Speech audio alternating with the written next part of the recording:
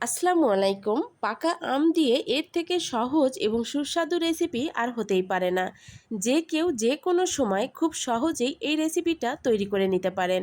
ঘরে মেহমান রেখে মাত্র 10 মিনিটেই তৈরি করে নেওয়া যাবে এই নাস্তাটি। তাহলে চলুন কথা না বাড়িয়ে রেসিপিতে চলে যাই। নাস্তাটা তৈরি করার জন্য আমি এখানে পাকা আম নিয়ে নিলাম। আমটাকে ভালোভাবে ধুয়ে তারপর কেটে নিচ্ছি। চেষ্টা করবেন আমটা বেশি পাকা নেয়ার, এতে করে আর ব্লেন্ডারে ব্লেন্ড করে নিতে হবে না, হাত দিয়ে ম্যাশ করে নিয়ে তারপর ছেঁকে নিলেই হবে। যেহেতু আমার আমটা একটু শক্ত শক্ত, তাই আমি আমটাকে ব্লেন্ডারে দিয়ে ব্লেন্ড করে নিব, এতে করে পিঠাটা তৈরি করা সহজ হবে। আমগুলোকে ব্লেন্ডারে দিয়ে ব্লেন্ড করে নিয়ে নিয়েছি। এখন এই আমের ভিতর দিয়ে দিব 1 চা চামচ পরিমাণ গুঁড়া দুধ এবং তার সঙ্গে দিয়ে দিব 1 কাপ পরিমাণ আটা অথবা ময়দা।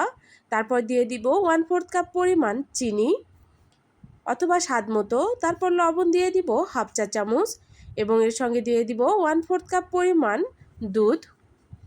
আগে থেকে জাল করে ঘন করে রাখা দুধ আমি এখানে দিয়ে দিলাম। তারপর হ্যান্ড উইচের সাহায্যে খুব ভালোভাবে মিশিয়ে নিব, যেন এর ভিতরে কোনো রকম গুটি গুটি না থাকে। খুব ভালোভাবে ফেটিয়ে নিতে হবে। ফেটানোটা যত ভালো হবে আপনার এই নাস্তাগুলো ততটাই ফুলবে। দেখুন ফেটানোর পর এর ঘনত্বটা ঠিক কেমন হবে। এখন আমি চুলায় ভাজতে চলে যাব। চুলায় প্যান বসিয়ে পর্যাপ্ত তেল দিয়ে নিয়েছি। তেলটাকে খুব ভালোভাবে গরম করে নিয়েছি, তবে খুব বেশি গরম করে নেওয়া যাবে না। দেওয়ার পর দেখবেন কিছু সময় পর এভাবে ভেসে উঠবে। যদি চুলার আগুনটা বাড়ানো থাকে সেক্ষেত্রে কিন্তু দ্রুত পুড়ে যাবে এবং ভিতরে কাঁচা থাকবে, তখন আর খেতে ভালো লাগবে না। তাই চুলার আগুনটা মিডিয়ামে রেখে এই নাস্তাগুলোকে ভেজে নিতে হবে। আবার চুলার আগুনটা কম করে রেখেও ভেজে নেওয়া যাবে না, এতে করে তেল টানবে খুব বেশি, তখন আর খেতে ভালো লাগবে না। তাই চুলার আগুনটাকে অবশ্যই মিডিয়ামে রেখে এভাবে কিছু সময় নেড়েচেড়ে ভেজে নিলেই হয়ে যাবে। ভাজতে কিন্তু খুব বেশি সময় লাগে না, অল্প সময়ই ভেজে নেওয়া হয়ে যায়। আমার নাস্তাগুলো ভেজে নেওয়া হয়ে গেছে, এখন আমি উঠিয়ে নিচ্ছি।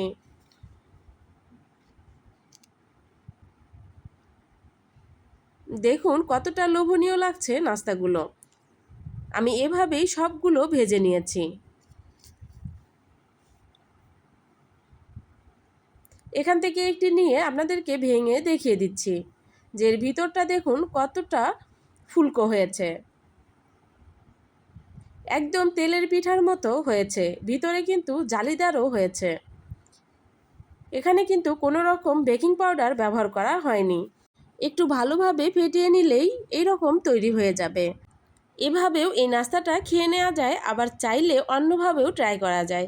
সেক্ষেত্রে কি করবেন, 1/2 কেজি দুধ খুব ভালোভাবে চিনি দিয়ে এবং মশলা দিয়ে জাল করে নেবেন, অর্থাৎ দারচিনি এবং সাদা এলাচ জাল করে নেওয়ার পর সেই দুধের ভিতর এই নাস্তাগুলো ভিজিয়েও খেয়ে নেওয়া যায়, সেক্ষেত্রেও টেস্টটা খুব ভালো আসে। আমার কাছে দুইভাবে খেতেই ভালো লেগেছে, তবে দুধ দিয়ে ভিজানোর ভিডিওটা স্কিপ হয়ে গেছে, আমি তাই আপনাদেরকে দেখাতে পাচ্ছি না।